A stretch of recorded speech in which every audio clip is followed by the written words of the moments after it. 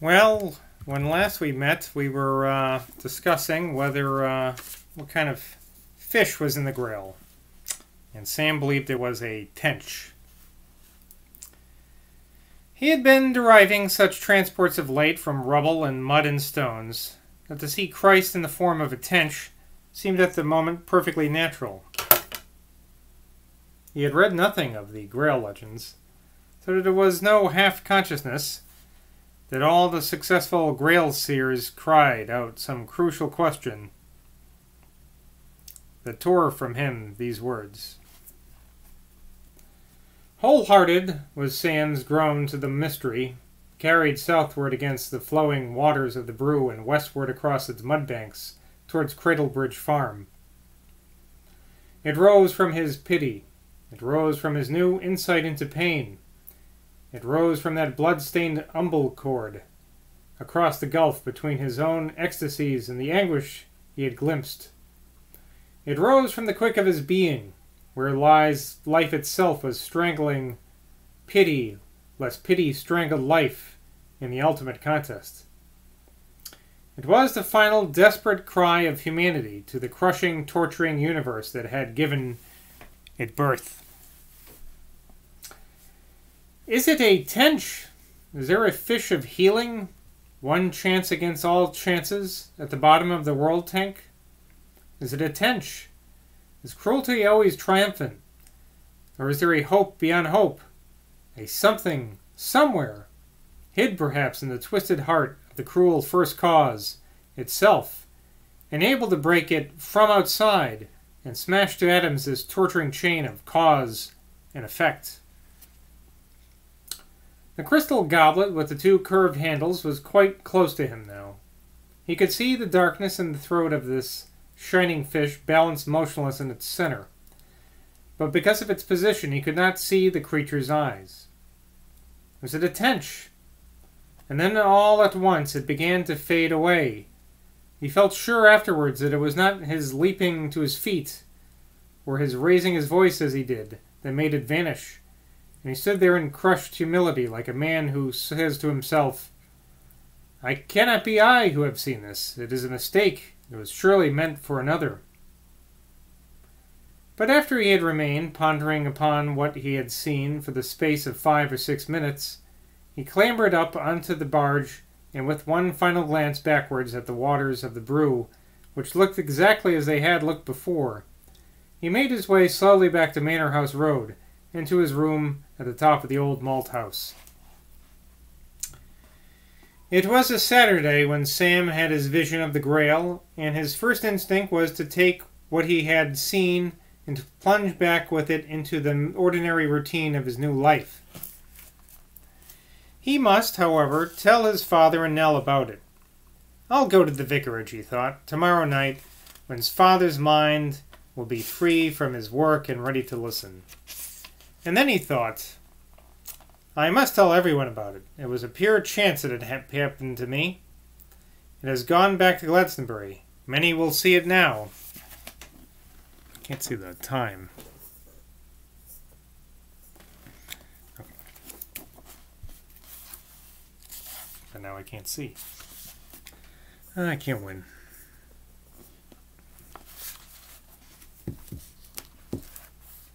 He remembered that he had promised to go to Backware Hut in the course of it the next day and help old Abel Twig doctor himself. He had been over there several times of late and had found the old man so grievously afflicted with constipation that he wanted help with an enema. "I'll do that first," he thought, "and then we'll see. It's lucky tomorrow's Sunday."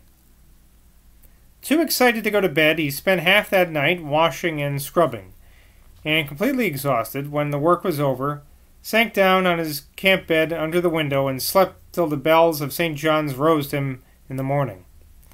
His window opened due west, and over the roofs of several barns and pigsties he could see the willows of the Brew bordering upon Lake Village Field.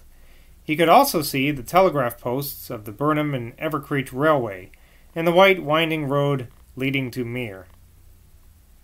He noticed as soon as he was awake by the way St. John's bells were answered by St. Benignus's bells, and these again by many chapel bells from outlying districts, that it was for the regular morning service that they were ringing. It was 10:30 then. He had indeed slept long and deep. He gathered his pillow into a tight lump and sat propped up in bed, staring out of the window into a windless atmosphere of delicate haze, where a vague diffusion of sunlight floated upon the undispersed ditch vapors, and a sweet, rather sickly smell of mud came up from the meadows. It was the sort of Sunday morning he had known so well all his life, the typical Glastonbury Sunday. He could hear the shuffling of the feet of the passers-by, some of them going to church, some of them strolling out to enjoy themselves, many of them just drifting around to some favorite bridge, or low stone wall, or tavern-side bench, where they might meet a crony or two and discuss life. That sounds nice. The absence of the ordinary sounds of weekday work was something much more than a negation. It was a positive essence. It wrapped itself around Sam, soothing, drowsing, lulling him. One after another as he lay there, some memory pictures out of his past. But full as he was of quite other intentions than the recalling of mere memory pictures, he soon broke the spell and jumped out of bed. Washing himself on his knees by his basin, for he had no washing stand, he made his preparations for breakfast. Over his tea package, his half-loaf, his sugar, his butter, his tin of golden syrup, Sam had placed upside down a large earthenware bowl. Milk, though he had previously only drunk it with his tea, he had decided to give up altogether, and this resolution simplified his housekeeping a great deal. Hey, I did that too. I gave up milk. Small tin receptacle he now placed over a tiny methylated stove, and filling it with water from his jug, for he had no water bottle, he lit the flame beneath it. Then, raising from his knees, he spread out bread, butter, sugar, tea upon the three-legged table, picking up these objects from the scrubbed floor where they had covered by the earthenware bowl. From the broad window still, he now took his knife, his spoon, his cup, his saucer, and his plate, and arranged them with the utmost nicety upon the three-legged table. No prayer did Sam utter, whether ecclesiastical or traditional, but having made his tea, he sat down on his kitchen chair and began pulling his loaf to pieces, crust and crumb, in great untidy lumps, and with a hungry and simple satisfaction, dabbing the butter upon these pieces with his knife and the treacle with his teaspoon.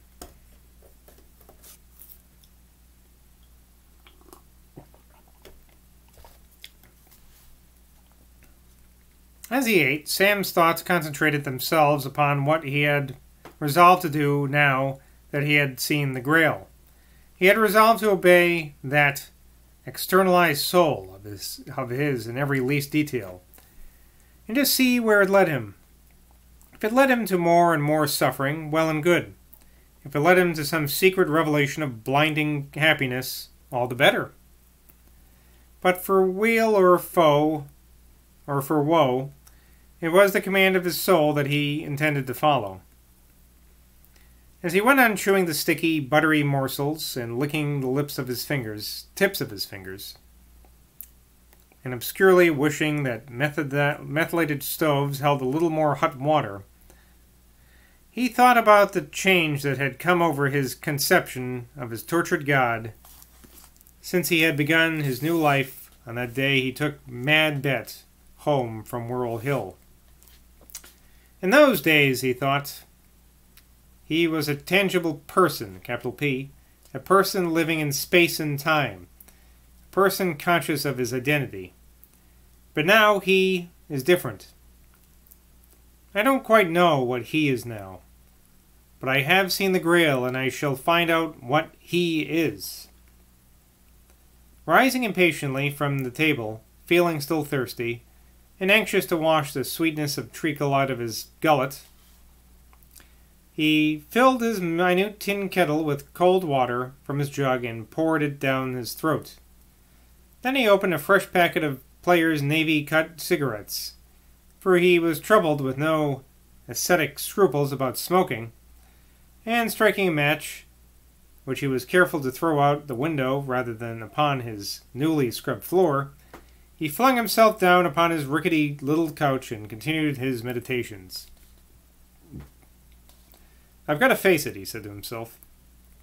"I've seen the Grail, and I've got to face it." He'd been dead and buried for 2,000 years. 2,000 years?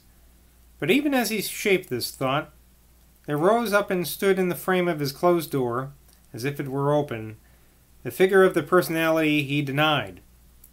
Piercing the ice-cold, frozen darkness of more death levels than a universe of dead suns, this figure, capital F, harder to visualize than time or eternity, for it contains the essence of both, gazed upon the man on the bed. "Have it as thou wilt, my child." Sam listened to the bells for a moment. But of course that's not putting it right, he thought. What he had become is a power in ourselves that sets itself up contra mundum crudellum, against the whole bloody world. Everybody feels it, and now that I've seen the Grail, it's got me by the throat. Man buried him, and man has brought him out of his tomb. That's what the Grail means. He stared out at the vague, misty, translucent landscape, shot with fluctuating sun streaks and sun patches. His thoughts kept contradicting each other. Christ is in the stones and in the water. It is Jesus who is dead and buried. There's something in nature that has turned against nature and is escaping from nature. There's a Christ in matter that is nearer than the Grail than the Christ of the Church. He heaved up from the creaking little bed, his body alert and at attention. His arbitrary soul, standing over his body, told it that it had been enjoying itself long enough at that pleasant window. Oh, still got time. "You know perfectly well what you've got to do this morning, monsieur," his soul said to his body. "You've got to go over to Backware Hut and give old Twig his enema." His body agreed at once to obey this mandate, but it craftily intimidated that since it was already so late, it would be better to start at once upon this excursion rather than make the bed and tidy the room and wash up the breakfast things.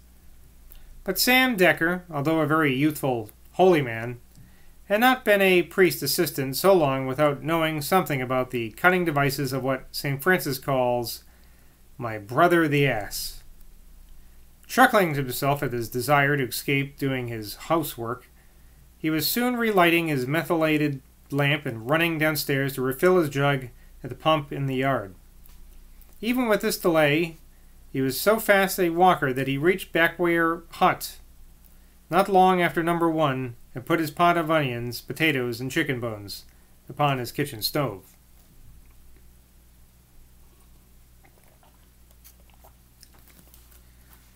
Poor old Abel had been suffering of late from 2 most vexing physical maladies, either of which would have rendered him miserable, but which together broke down his spirit.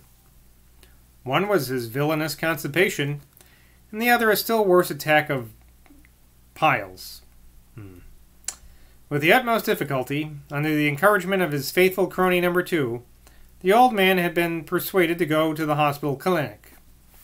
But the slapdash methods of the interns and an interview in an ether-smelling corridor with the competent Aunt Laura had sent him home trembling with nervous indignation and resolute to confine himself henceforward to his own private remedies, Beckham's pills for the first trouble and copious Vaseline for the second. When he reached Backware Hut, old Twig, and small blame for him, thought Sam, was all for putting off the enema for a few minutes. There, however, it was, the kind where you have to pinch an India rubber ball in order to squirt the water, reposing unused in the cardboard box, just as number 1 had brought it at the establishment of Harry Stickles. Mr. Twig, with the proper delicacy of an elderly gentleman buying medical aid, had peeped through the window of the little chemist's shop till he made sure that the beautiful Nancy was safe upstairs. And it may be taken for granted that the avaricious husband of Nancy made him pay heavily for this engaging shyness. But at this moment the good old man, with the enema lying safe in its box on the table, cajoled his visitor into sitting down for a few minutes in his front room. It was mild enough to have the door open, and as Sam stretched out his penny-patched knickerbockers and his penny-darned stockings by the side of the old man's Sunday trousers, and listened to his talk as the fowls clucked and scratched on the threshold, a delicious sensation of calm flowed through him. And we'll continue with his enema episode next time. Very exciting stuff. I'll see you in Glastonbury.